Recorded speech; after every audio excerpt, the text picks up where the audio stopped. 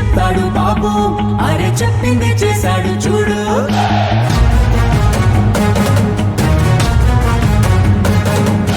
చేసేది చెప్తాడు బాబు, అరే చెప్పింది చేశాడు చూడు.